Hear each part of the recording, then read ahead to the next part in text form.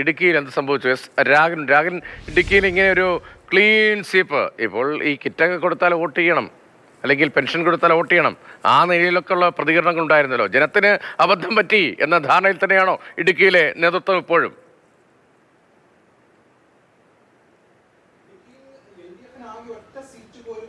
അവസ്ഥയിലേക്ക് കാര്യങ്ങൾ ചെന്നെത്തി 5 നിയമസഭാ സെഗ്മെന്റുകളാണ് അവിടെ ഉള്ളത്. അവിടെയൊക്കെ തന്നെ വലിയ ഭൂരിപക്ഷത്തിൽ, ദേവികുളം ഒഴിച്ച് ബാക്കിയെല്ലായിടത്തും വലിയ ഭൂരിപക്ഷത്തിൽ UDF ജയിക്കുന്ന സ്ഥിതിവിശേഷമാണ് ഉണ്ടായത്. ഒന്ന് ഉടുമ്പൻചോലയും അതോടൊപ്പം തന്നെ ദേവികുളവും. ഇതാണ് CPM-നെ സംബന്ധിച്ചിടത്തോളം അവരുടെ കയ്യിൽ ഉണ്ടായിരുന്ന മണ്ഡലം.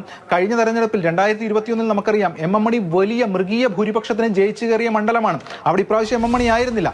എന്നാൽ പോലും CPM-നെ സംബന്ധിച്ചിടത്തോളം അവരുടെ കോട്ടയെന്നറിയപ്പെടുന്ന ചില പ്രദേശങ്ങൾ ആ ഉടുമ്പൻചോല കോൺസ്റ്റിറ്റ്യുവൻസിയിൽ ഉണ്ടായിരുന്നു. അതടക്കം ഒലിച്ചു പോകുന്ന കാഴ്ചയാണ് കണ്ടത്.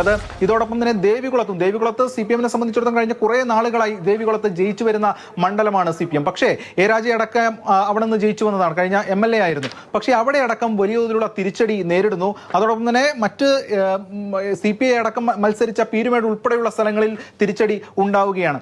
ഒന്ന്, ഇത് CPM-നെ സംബന്ധിച്ചിടത്തോളം ഈ തിരിച്ചടിയുടെ ആഴം അത് എത്രത്തോളം ഉണ്ട് എന്നത് സംബന്ധിച്ചുള്ള പരിശോധനകളും മറ്റു കാര്യങ്ങളും ഒക്കെ CPM നടത്തും. പക്ഷേ പ്രാഥമികമായി വലിയ ഞെട്ടൽ CPM കേന്ദ്രങ്ങളിൽ ഉണ്ടായിട്ടുണ്ട്. കാരണം സാധാരണഗതിയിൽ ഒരു ട്രെൻഡോ തരംഗമോ ഒക്കെ ഉണ്ടാവുകയാണെങ്കിലും ആ തരംഗത്തിനും ട്രെൻഡിനും അനുസരിച്ച് ഈ CPM-ന് സ്വാധീനമില്ലാത്ത മേഖലകളിലടക്കം, അല്ലെങ്കിൽ അത്തരം കുറവുള്ള മേഖലകളടക്കം വോട്ട് ഗണ്യമായി പോകാറുണ്ട്. CPM വോട്ട് ഒരു പരിധിവരെ പിടിച്ചു നിർത്താൻ കഴിയാറുണ്ട്. പക്ഷേ ഇപ്പോൾ CPM-നെ സംബന്ധിച്ചിടത്തോളം ഇടത് വോട്ടുകളടക്കം അങ്ങനെ പിടിച്ചു നിർത്താൻ കഴിയാത്ത അവസ്ഥയിലേക്ക് കാര്യങ്ങൾ ചെന്നെത്തുന്നു. മുന്നണിയിലെ മറ്റു കക്ഷികൾ, CPM മത്സരിച്ച പീരുമേട് അവിടെ തോൽവി ഏറ്റുവാങ്ങുന്നു. റോഷി അഗസ്റ്റിൻ അവിടെ ഇടുക്കിയിൽ ജയിച്ചു വരുമ്പോഴും CPM-ന്റെ വോട്ടുകൾ വളരെ പ്രധാനപ്പെട്ടതായിരുന്നു. അത് അദ്ദേഹം UDF മുന്നണിയിൽ നിന്നപ്പോഴും അവിടെ നിന്ന് ജയിച്ചിരുന്നു. അതോടൊപ്പം തന്നെ LDF മുന്നണിയിലേക്ക് വന്നപ്പോഴും ജയിച്ചു കയറാൻ കഴിഞ്ഞിരുന്നു. പക്ഷേ ഇടുക്കിയിലടക്കം CPM-ന്റെ വോട്ടുകളിൽ വലിയ തോതിലുള്ള അല്ലെങ്കിൽ മുന്നോട്ട് പോകാൻ കഴിഞ്ഞില്ല എന്ന വിലയിരുത്തലാണ് ആഴത്തിൽ തന്നെ പരിശോധിക്കേണ്ടതായിട്ടുണ്ട്.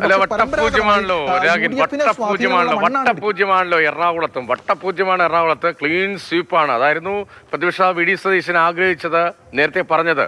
എറണാകുളത്ത് ഇങ്ങനെ വട്ടപൂജ്യമാകും, സംപൂജ്യരാകും എന്ന് പ്രതീക്ഷിച്ചോ? ഇപ്പോൾ P. രാജീവ് ഉൾപ്പെടെ തോറ്റുപോയി. പ്രതിപക്ഷ നേതൃസ്ഥാനത്തെ കാര്യം, മുഖ്യമന്ത്രി ചർച്ചകൾ ഒരു ഭാഗത്ത് നടക്കുമ്പോൾ അതിനെപ്പറ്റി വലിയ ചർച്ചകൾ ഈ വോട്ടെണ്ണം മുൻപേ നടക്കുമ്പോൾ ഈ പ്രതിപക്ഷ നേതൃസ്ഥാനത്തെ കാര്യം എന്ന കാര്യത്തിലുമൊക്കെ ചർച്ചയുണ്ടായിരുന്നു.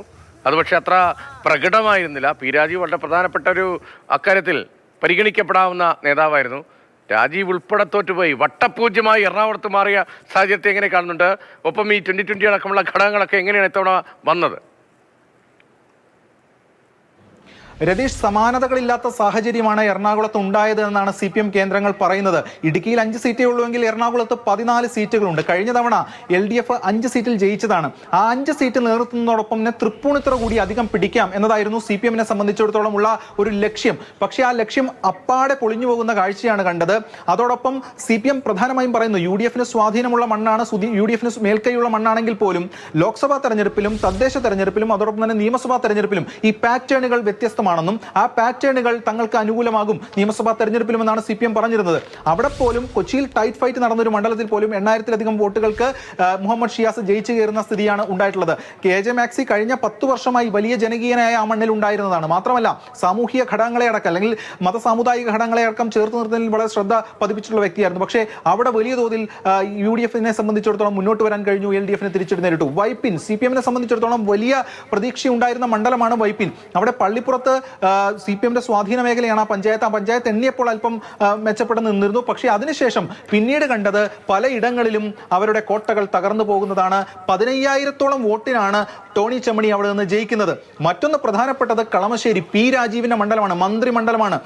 വീണുടഞ്ഞു മന്ത്രിമണ്ഡലം എന്ന് തന്നെ പറയേണ്ടി വരും. കാരണം കഴിഞ്ഞ നിയമസഭാ തെരഞ്ഞെടുപ്പിൽ 2021 എല്ലാ റൗണ്ടിലും ലീഡ് ചെയ്തുകൊണ്ടാണ് ഇത്തരത്തിൽ P. രാജീവ് മുന്നോട്ട് വന്നത്. പക്ഷേ ഇത്തവണ പലയിടങ്ങളിലും തിരിച്ചടി നേരിട്ടു. അത് കരുമാലൂർ എന്ന് പറയുന്ന പഞ്ചായത്ത് എണ്ണി തുടങ്ങിയപ്പോൾ തന്നെ CPM-ന് ആ അപകടം മനസ്സിലായി. പിന്നീട് പലയിടങ്ങളിലും CPM-ന് അവിടെ തിരിച്ചടി നേരിടുകയാണ് ഉണ്ടായിട്ടുള്ളത്. അങ്ങനെ ആ കളമശ്ശേരി കൈവിട്ടു പോകുന്ന കാഴ്ചയാണ് കണ്ടത്.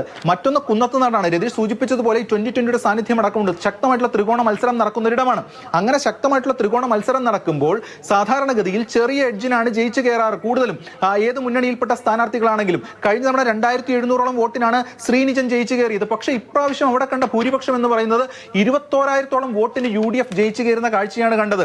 അതായത് LDF-ന് വലിയ സെറ്റ് ബാക്ക്, അല്ലെങ്കിൽ LDF-ന് വലിയ പിന്നോട്ട് പോക്ക് അവിടെ ഉണ്ടായിരുന്നു. കോതമംഗലം പരമ്പരാഗതമായി UDF-ന് സ്വാധീനമുള്ള മണ്ഡലമാണെങ്കിൽ പോലും അവിടെ MLA എന്ന നിലയിൽ ആന്റണി ജോൺ കഴിഞ്ഞ 10 വർഷമായി ആ മേഖലയിൽ സജീവമായി ഉണ്ടായിരുന്നു. പക്ഷേ അവിടെയും 16,000-ഓളം വോട്ടിന് പിന്നിൽ പോയി, അല്ലെങ്കിൽ 16,000-ഓളം വോട്ടിന് തോറ്റുപോയി.